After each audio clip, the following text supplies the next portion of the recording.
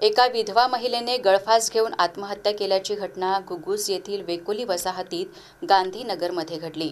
राजेश्वरी कोटा असे मृत महिलेचे नाव आहे। ही घटना शनिवारी दुपारी 4 वाजताच्या सुमारास घडली।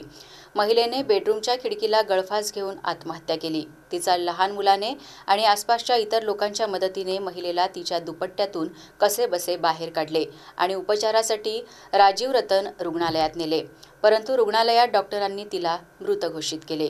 तिने आत्महत्या का केली अद्याप कळू शकले नाही। घुग्गुस पोलिसांनी घटनास्थळ गाठून पंचनामा करून मृतदेह शवविच्छेदनासाठी चंद्रपूर जिल्हा रुग्णालयात पाठवला। मृत महिलेच्या पती WCL मध्ये कार्यरत होते। श्रीनिवास कोटा यांचे 1.5 वर्षांपूर्वी हृदयविकाराच्या झटक्याने निधन झाले होते। मृत महिलेच्या कुटुंबात 2 मुले आणि 1 मुलगी आहे। लहान मुलांच्या डोक्यावरून आई वडिलांची सावली उठल्याने त्यांच्या आयुष्यात अंधार पसरलाय। या घटनेने कोटा कुटुंबावर दुःखाचा डोंगर कोसळला आहे।